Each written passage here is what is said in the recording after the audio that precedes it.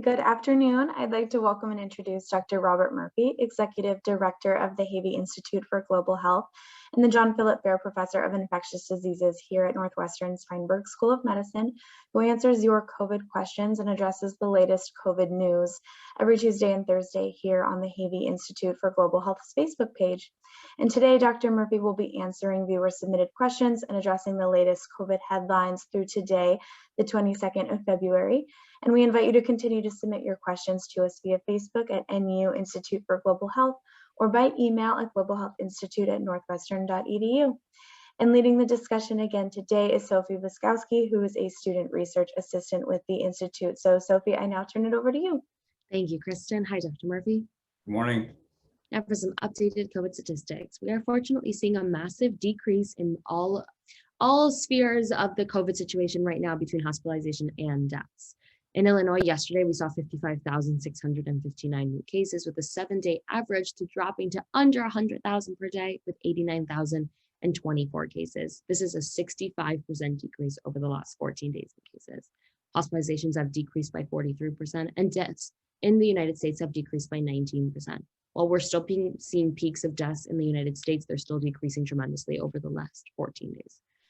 What can you tell us about this number, just dropped from 1.4 million to 55,000 in a couple of weeks? Well, remember how fast it went up? Yeah, very Now true. it's going down.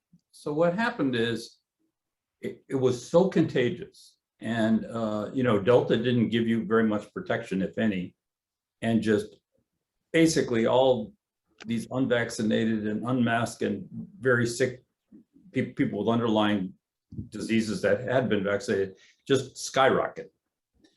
So many people got infected that the virus didn't have any place else to go, because once they got infected, they were protected from getting it again. So the pool got immunity, and there's not enough at-risk people to keep those numbers going. So it's going down. The question is, how low will it go? And if it's going to have a big tail. Right now, it's still just plummeting. So that's good. It's still high. We still have close to 2,000 deaths per day, right? Now, remember, that's a very late metric, but that's still an awful lot of people. And it's still tens of thousands of people getting it every day is still a lot. But it's definitely going in the right direction. The next month is going to be very interesting. Yeah, absolutely. And, tying right into that, our big headline of the day is, do the COVID-19 treatments work against Omicron subvariant? This is the BA.2 stealth variant that has been highly talked about, and we're keeping a very close watch. What can you tell us about these treatments? Yeah, BA.2, we got to keep our eye on that, because it's even more transmissible than BA.1, the original Omicron. Or related anyway. And there's some even question that it may be a little bit more severe. It definitely is in the animal models, but in humans so far, it's really hard to say. Omicron itself was a little less severe than Delta, but so there may be some difference. The WHO announced last week that, we have to really watch this. There may be another wave of BA.2 after a period of time. It's only appearing in about 4 or 5% of the population right now. Some areas it's as high as 20, but everything is going down so fast that it's getting sort of dragged down with the whole pandemic, going down. So we'll see. We'll see what happens with that. As far as the treatment is concerned, the antiviral drugs appear to work. So remdesivir works, which you can take, but unfortunately intravenously. You would have to take that every day for 3 days. The GlaxoSmithKline sotrovimab monoclonal antibody supposedly still works. There's another new antibody coming out that will work when it's available. Molnupiravir, the other oral drug, works. So there are some treatments that people can still use. I think of all those treatments, probably the best one is the Paxlovid, if you can get a hold of it. And remember, if you are going to take it, you take it very early on, 3 to 5 days after your first symptom starts. The earlier, the better, because it's that peak level that of the virus that is the critical thing. So if you take it too late, it doesn't do anything. So anyway, so there's stuff out there that does work for the Omicron. Yeah, absolutely. And now for our other big COVID headline is that the Democratic governor says parties should push masks and vaccines to quote, as a matter of personal responsibility. What can you tell us about this divide that we're seeing between Democratic and Republican governor with the removing of the mask mandate?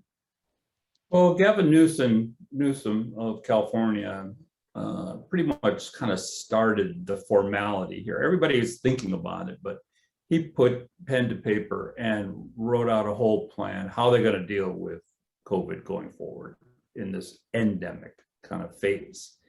And if they have to go back to masking and mitigations and stuff, they will. But I mean, they're lining everything up to how to deal with it kind of long term. So Jared Polis, the governor of Colorado, basically he's doing the same thing. The mandates are just too decisive. It's just not worth it. People have given up trying to change their behavior. You know, this is the way we're heading. It's a very different position we're in now than we were a year ago. And you have a lot more people have immunity from either vaccines or prior infection. The estimates, which were again reported last week, was that 73% approximately of the population has some level of protective immunity from the vaccines or from prior COVID. And so that's going to really change kind of the next wave, we hope. Of course, we thought this was actually last July, we thought the same thing. And then we had Delta, and then we had Omicron, and now we have BA2.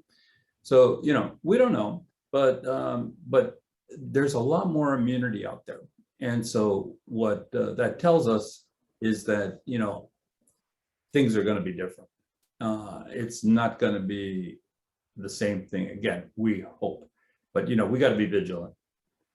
Watch these new variants as they pop up and change the game plan as needed. Right, absolutely. Now for our last big headline, the UK plans to quote, live with COVID. What does this mean to live with COVID, Doctor? They're following California and Colorado. Right. And you're going to see this in a lot of places. Now, remember, the European countries have actually a lot more immunity than the United States because they have much higher vaccination rates. So it'll be interesting to watch those countries in Europe like Spain, Denmark, even the UK, you know, what happens. Because what will happen, it'll happen there first before it happens here, unless a new variant comes directly out of the United States. So. But we'll have other countries to watch to see how good this is going to work. Right, definitely. Now for some COVID questions. For the first question, we are both vaccinated and boosted late September, age 58 with no underlying conditions. One member teaches part-time at an elementary school, and most students are unvaccinated, and kids will soon be unmasked. This grandpa is a soon-to-be service tech visiting businesses with limited customer contact. They are both mastering work. Is it safe to be around a newborn child? Yeah, I think it is. I think the rates are down enough, and you're wearing a mask, and they're vaccinated and boosted. That's as good as it gets. I'm not going to get any better than that. So, you know, if there's some big peak going on, you know, another Omicron type spike, you know, that changes the answer. But in this particular case, I think it's as long as they're wearing the mask, they'll be fine. Perfect. Now for our second COVID question. This individual says, I'm an educator in a junior high school in the suburbs. Our Board of Education decided to go mask optional March 1st. How do I manage my classroom to protect students who choose to wear a mask? Should I separate the class into two groups and have all the masked students together and all the unmasked students together? Should the unmasked be kept 6 feet apart? Basically, Dr. Murphy, how do we operate in a school where there are some individuals who are going to be masked, some who are not going to be masked, some who are vaccinated, some who are unvaccinated? What do we do with high schools and junior high schools? I don't think in a school type setting, you're going to be able to really divide the the mask wearers from the non-mask wearers and the vaccinated from the non-vaccinated, I think it's just not it's not practical. I don't think it's going to work. I think it's basically going to be optional now. And we'll see if there's another big outbreak and if the masked kids do better than the unmasked kids. So, I think especially at the beginning of this kind of opening up, we'll just kind of we're just going to see what happens. And if people are concerned, they can certainly just continue to wear a mask for a couple weeks or months longer, whatever they feel comfortable. Plus, if they have any underlying disease, if they're high risk. So these kids and this teacher, they're not high risk. So, but a high risk person has to think differently because if they get it, they could really still get sick. So, but it's going to be very different. Yeah. And now for our third COVID question. This is a healthy 73-year-old female who 5 years ago developed transverse myelitis from a flu shot. Myelitis. Thank you, from a flu shot. They had also received a yearly flu shot without any problems. Obviously, they have not gotten the flu shot in the last 5 years. Thankfully, they only have minor symptoms from TM, but they're questioning whether they should take the COVID vaccine shot, having had this adverse reaction to the flu shot. Well, it's a very unusual side effect. It's a side effect from the inflammation that the vaccine caused. Some people attribute it more on the COVID side to the viral vector vaccines, the Johnson & Johnson vaccine or the AstraZeneca vaccine. It's a rare side effect in those cases. There's some group called the Environmental Neurology Group of the World Federation of Neurology. It represents 122 neurologic societies around the world. And they pulled together some data. They think there's about 45 of these cases in the world. So it's really rare considering, several billion people have taken these vaccines and a lot of them have taken the higher risk vaccines with the viral vectors. So it's pretty rare, but this does happen. I think in these people, I would not take a viral vector vaccine. I wouldn't take a J&J or AstraZeneca if possible. I would take the mRNA vaccine, the Pfizer or the Moderna, or another vaccine if any of them get approved. And remember though that COVID can also cause this. So, you're going to get it from one side or the other, which is going to be the less risk. Most likely the vaccine is the less risk, but there are going to be some side effects from these vaccines, but they're much fewer than the problems that you have with COVID. So it's always a risk-benefit ratio. That's why we take all sorts of vaccines. Right.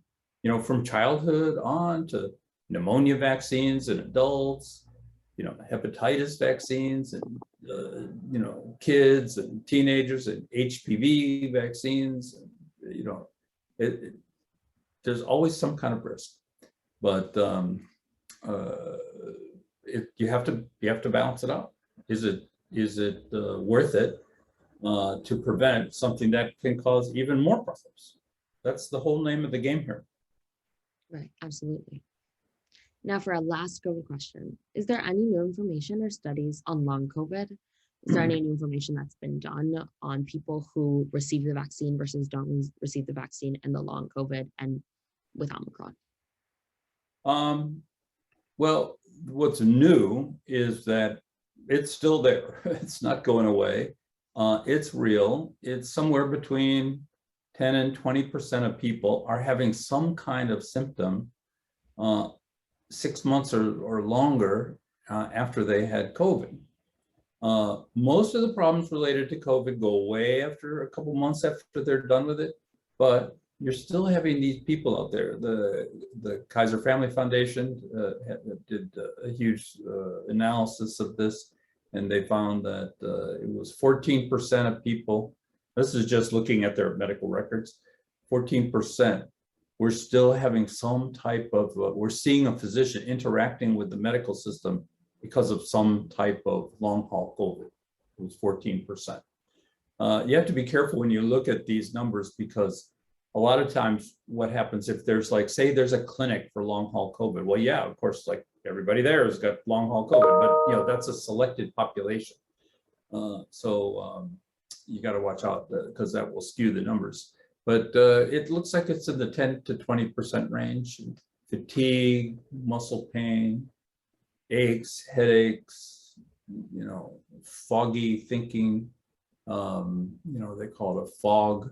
You know, it just, people are really disabled from, some of them are really disabled from these long haul symptoms. They're just not the same. In general, some of those symptoms can be treated just symptomatically. You know, some, it just takes a long time for them to go away, and some may actually not go away. So yeah, that's kind of the news. It's being studied. It's a long immunologic, you know, post-immunologic syndrome. And, you know, there was early on some evidence that maybe if you took the vaccine, then it would help you, but that didn't pan out. Do antiviral drugs help? We don't really know. We don't think so, because it's an immunologic reaction. So anyhow, that's going to be studied quite intensively. It is being studied, and you'll hear more about this as the pandemic wears on. Wonderful. Well, thank you so much, Dr. Murphy. Those are all of our COVID questions for today. Great. Thank you, Sophie.